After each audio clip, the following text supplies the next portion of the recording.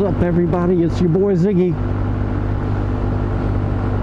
Haven't been riding the bike too much, but I'm doing better than I did last year. I went a very long stretch without riding, and I think my gas went bad and has ruined the fuel injector, because I did replace the fuel filter and that made almost no difference. I did find out that a spark plug wire was loose at that time, and I fixed that, and it seems to have helped a little bit, but it still does a little cutout every now and then. So my nephew, who's a much better mechanic than I am, suspects it's the injector. So that would be the next thing for me to replace.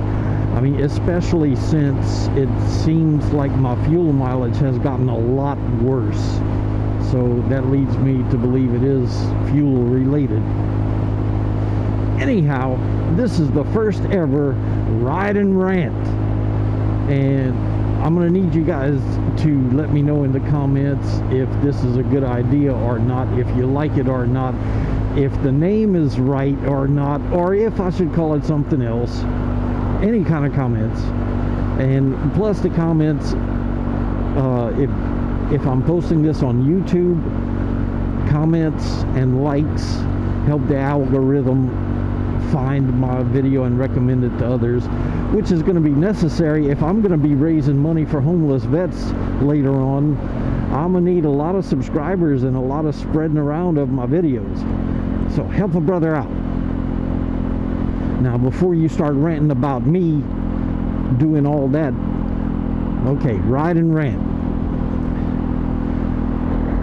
So what prompted me to do this is I've noticed a trend that I'm not even sure if it's new or if I'm just so out of the loop that I never noticed it before, but it has to do with people emphasizing something or yelling, and that is when people clap to make their point.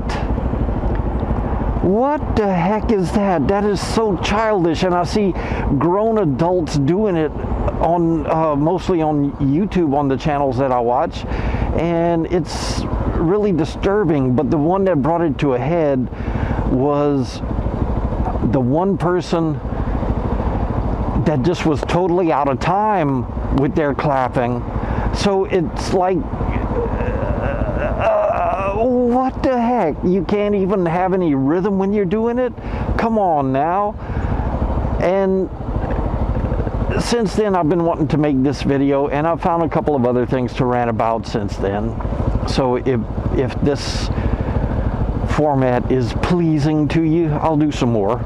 And I'm also going to be spreading to other platforms such as BitChute, Rumble, Minds, you know, other things that I can find. I'm not sure I want to go with CocoScope, because I'm pretty sure ain't nobody wants to see me with my shirt off. So anyhow, what is this clapping to emphasize your point? And I mean, for the most part, it seems like when they're doing it, what they're really saying is, hey, you're a dumbass, or hey, I am totally superior to you in both knowledge and pulchritude. Yes, I said pulchritude. Look it up. So that's really about all I had to rant about. So now I'll just tell you what's going on. I did extremely poorly at the tournament that I went to before. I had showed you the ride to Richard, Louisiana, where the tournament was held, and I played okay that day. I didn't do so good the first round, but the second round, when it was just me and Chuck, I actually played a pretty decent round. I was only 5 over par, which is really good for me, even at a course like Ragley, no, not Ragley, ABC, or which is Acadian Baptist Center, but it's also been renamed Grand Coulee. Basically Big Ditch, for those of you not in the know. So anyhow, I did really poorly when the actual tournament came around. It was a really cold day, and the grounds were really mushy because it had rained for 2 or 3 days prior. And luckily I was able to dig out my old snow boots that I hadn't worn in over a decade, and they have like that rubberized outside, so I wore those, and they hurt my corns pretty bad, but they kept my feet dry and warm. Of course, I had my big old wool socks that I also hadn't worn in decades. But then I got teamed up on the same card with a 9-year-old, and this 9-year-old proceeded to whoop my ass both rounds, 2 times. You hear me? I got beat by a 9-year-old. Come on now. But I see he is signed up for this next tournament we have coming up in a couple of weeks, so I'm gonna have my revenge. You hear me, Rylan? I'm coming for you. Okay, so anyhow, yeah, I've been playing disc golf as often as I can, and just a couple of days ago temperatures were like in the 40s, and today it's a little nippy right now. However, it's supposed to be like 70 degrees by noon, and it's about 9:15 right now. So yeah, 70 degrees after a couple of weeks of temperatures like in the 20s and 30s. It's crazy. But yeah, I was out of power for a few hours. However, nothing nearly as bad as what happened to the poor Texans. Those poor people got hit by so many hurricanes last year, and then this cold snap just really messed them up so bad again. Wow, it's crazy. So I'm on my way to play some disc golf again today. I'm going to do a round at what's called Duzee, spelled D-U-Z-E-E. And then I'll have my second round on Ace Run. Same courses that I played yesterday. And yesterday, when I got there, my boys Rafe, Hunter, and Justin were fixing to start a round, and they invited me to play with them, so I did, and it was tons of fun. And of course I played my normal schizophrenic round where I had a couple of beautiful shots but a couple of horrible shots, and that seems to be the way my game is going these days. It's like I have mostly decent holes, but then 1 or 2 really horrible holes, and that just ruins my score. So even though I feel like I'm playing better than I ever have, my scores are not reflecting it necessarily. So anyhow, after we finished that first round, we were fixing to start our second round, which was going to be on Duzee. We did our first round on Ace Run. I got a message from my boy David asking if I was out playing. So the fellas told him, come on. So we waited a few minutes for David to get there, and he showed up, and we had another great round, and another round of me having a few really good shots and a few really bad holes. So I ended up with I think I was 14 or 15 over par for the round at Duzee. And yeah, I'm starting to get disgusted with myself. However, I have found that since I've been taking advice from my coaches, Nice and Robichaux, that I have been trying to not do the no-look shots anymore, which is where I had gotten into this habit of like turning my head away from where I was throwing. So what I've been working on is actually looking into the direction where I'm trying to throw, which is what both Nick and Jonathan had told me to do. So I've been really concentrating on that, and I find like now it's like 8 times out of 10 I'm able to throw the disc right down these narrow alleys, I guess you would call it, where you got trees on both sides and it's really narrow. I mean, I'm no Cale LaVisca, but every once in a while, well, now most of the time I get it right down the middle, but even when I'm off, it's not as bad as it used to be, where you almost would have no idea where my disc was going. So thank you for all that coaching, fellas. And I also wanted to bring up something that I brought up in the Facebook group for our the Acadiana Disc Golf Association, is that I am really loving the incredible generosity of the players that I've been meeting in the club. I mean, from the very beginning, they have been willing, if not even eager, to play some disc golf with me, and I was completely surprised by that, because I mean, who wants to play with the new guy that can't even really throw? But these guys were like that. I mean, even one of them had just returned from an out-of-state tournament where he placed pretty well, and I had never met him before, and I saw him doing his warm-up throws, and geez, they looked so nice, and in fact they looked so good I wasn't going to embarrass myself by throwing any warm-up throws for myself. So anyhow, I'm sitting on the bench waiting for him to go. He throws his shot, and instead of taking off, he looks at me and says, "Your turn."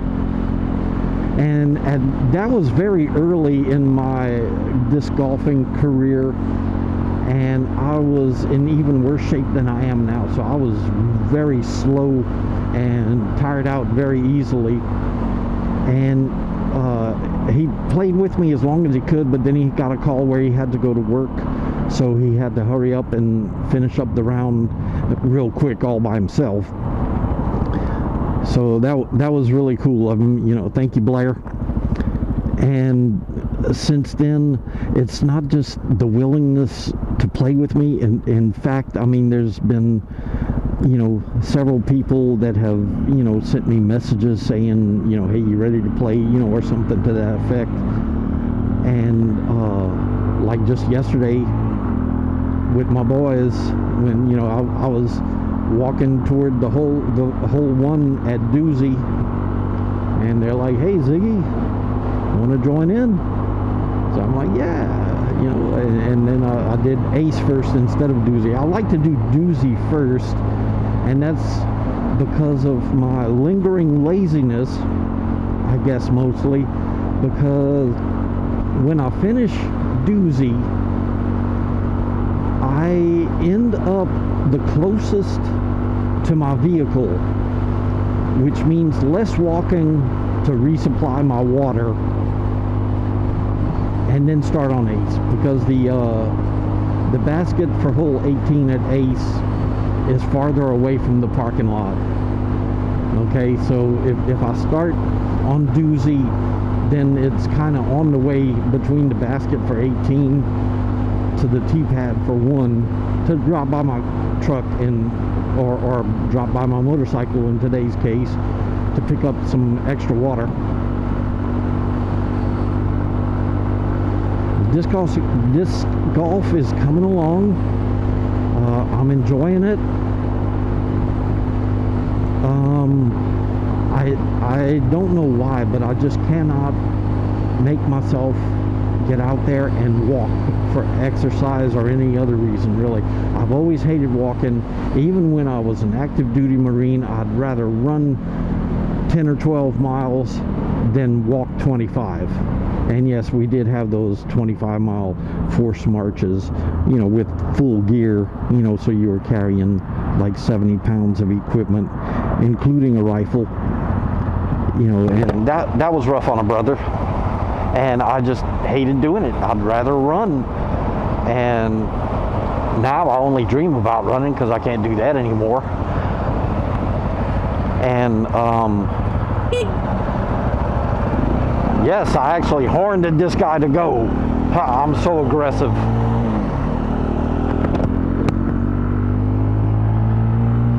So yeah, the disc golf is good for me in that respect, where, you know, I'm walking, like today, between the two courses, it's about 5 miles of walking. And then I've got all the torso twisting and arm workout from throwing the disc. And every round, I'm picking up the discs off the ground. So that's like 100 toe touches every round. So that's a lot more active than I used to be. Like, you know, get up in the morning, sit in front of the computer, get tired of that, sit in front of the TV, get tired of that, go back to the computer, you know, back and forth like that. So that was 20 steps here and there, and now it's like 5 miles at least 3 or 4 times a week.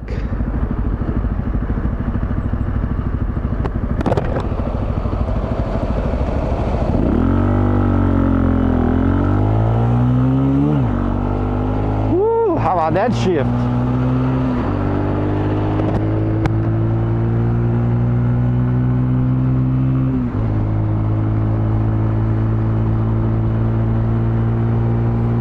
So in a couple of weeks, we have the 22nd annual Midwinter Open coming up at P.A. Davis Park, or Pa Davis. But when you say Pa Davis, you know, like into Google Navigator, you know, hey Google, navigate to Pa Davis Park. It tries to send you to Paul Davis Park, which I think is in Pennsylvania. And yeah, your boy ain't trying to drive that far for a morning round of disc golf. So getting back to the generosity, yeah, they're willing to play with me, even enthusiastic about playing with me. And you know, if they see me doing something wrong, they're quick to, you know, tell me, you know, hey Ziggy, instead of doing that, why don't you do this, you know, and it helps every time, because I mean, just about everybody I play with has more experience than I do, so their tips are always right on the mark. And in addition to that, they're very generous with giving me discs. Sometimes, I guess for the most part, it's discs that, you know, they've hit many trees with them and they're not flying the same way that they used to. So it's not serving their purposes correctly anymore. So, you know, they'll give me their old disc.